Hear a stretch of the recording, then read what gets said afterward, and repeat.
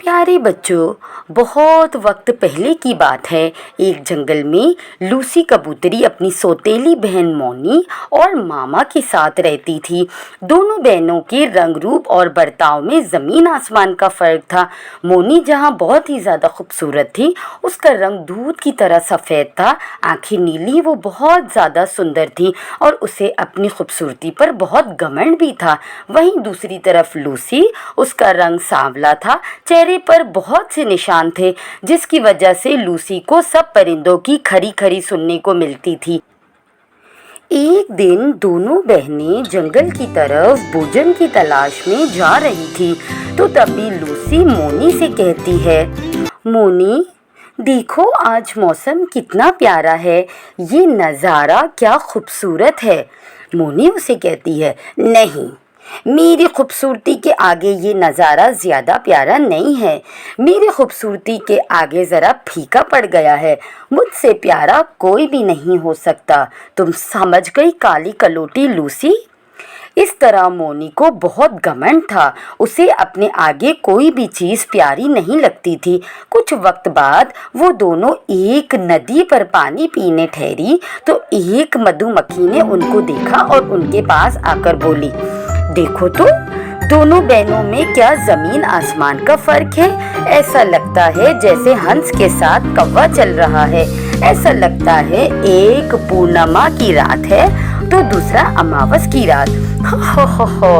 ऐसा बोलकर सब लूसी का बहुत मजाक उड़ाती हैं और वो रोती हुई घर आ जाती है और उसके पीछे मोनी भी आ जाती है और अपनी मामा से बोलती है, मम्मी, आज से मैं इस काली कलोटी के साथ बाहर कभी नहीं जाऊंगी। मेरी बहुत बेइज्जती होती है। मुझे देखो, मैं दूध की तरह सफ़ेद और ये कोयले की तरह काली। लोग ठीक ही कहते हैं। सी रोते हुए कहती है, मोनी, इन सब में तुम्हारी बेइज्जती कहाँ हो रही है?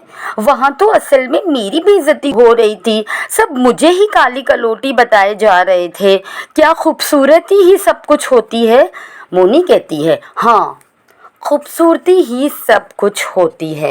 इनकी मामा बोल पड़ती है, नहीं बेटा, तुम गलत हो, ऐसा नहीं है। इंसान की असल खूबसूरती उसके दिल में होती है और मैं जानती हूँ कि लूसी का दिल बहुत अच्छा है। वो हमेशा खुद से पहले दूसरों के बारे में सोचती है, हमेशा दूसरों की मदद करती है। अरे, तुम दोनों से बात करते हुए मैं ये बताना तो भूल ही गई, आज हम तीनों को एक पार्टी में जाना है। ज़रा अच्छे से तुम दोनों तैयार हो जाना। और हाँ मोनी, ज़रा वक्त पर तैयार होना, ओके? ज़रा टाइम का ख्याल रखना। ऐसा बोलकर मामा वहाँ से चली जाती है और शाम को दोनों तैयार हो रही थी कि मोनी लूसी का मजाक उड़ाते हुए उसको कहती है, अरे लूसी, तू तो तैयार होकर भी ज़रा भी अच्छी नहीं लग रही। बहुत बदसूरत लग रही है। मुझे देख, क्या खूबसूरत लग रही हूँ मैं।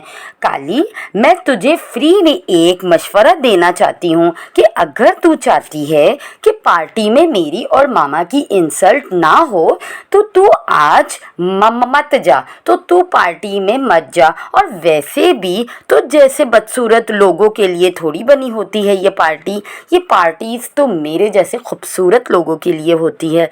लूसी को ये सुनकर बहुत अफसोस होता है और वो मोनी से कहती है, मोनी, शायद तुम ठीक बोल रही हो। मेरे जाने से तुम्हारी और मामा की बेइज्जती होगी। मैं पार्टी में नहीं जा रही, लेकिन मैं थोड़ी देर के लिए बाहर जा रही हूँ। तुम मामा को बता देना। ये सुनकर मोनी खुश हो जाती है और लूसी वहाँ से चली जाती है।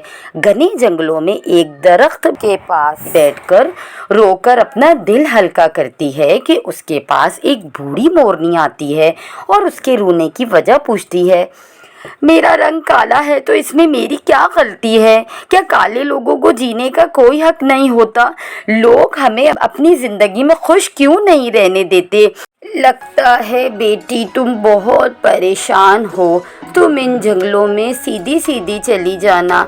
आगे तुम्हें एक अनार का दरख्त मिलेगा। इसमें से एक अनार तोड़कर खा लेना तो तुम्हारी सारी परेशानी दूर हो जाएगी। कुछ दूर जाने पर लूसी देखती है एक खरगोश एक पत्थर के नीचे दबा हुआ है। अरे लग रहा है तुम बहुत तकलीफ में हो, मैं अभी तुम्हारी मदद करती हूँ। लूसी उस पत्थर को हटाकर उस खरगोश की मदद करती है। वो खरगोश बोलता है, बहुत अच्छी हो तुमने मेरी मदद की, आगे चली जाओ, तुम्हें इसका फल ज़रूर मिलेगा। फिर वो लूसी और आगे चलती है तो वो देखती है एक दरख्त बिल्कुल सूखा हुआ है और उस दरख्त के पास बहुत गंदगी है। लूसी उसे कहती है, लगता है इस दरख्त को पानी की ज़रूरत है और सफाई की भी, मुझे नदी से पानी लाना होगा। इतना बोलकर लूसी पहले वहाँ की सफाई करती है और नदी से पानी भरकर उस दरख्त को पानी देती है तो वो अचानक दरख्त बोल पड़ा, लूसी तुम बहुत अच्छी हो, तुमने मेरी मदद की, मैं कब से प्यासा था, तुम आगे चली जाओ, तुम्हें फल ज़रूर मिलेगा।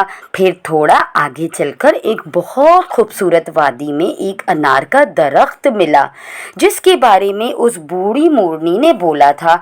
उसने एक अनार तोड़ा और खा लिया और देखते ही देखते वो मोनी से भी ज़्यादा खूबसूरत हो गई और खुशी खुशी घर गई। वहाँ मोनी और मामा लूसी को देखकर बहुत हैरान हुए।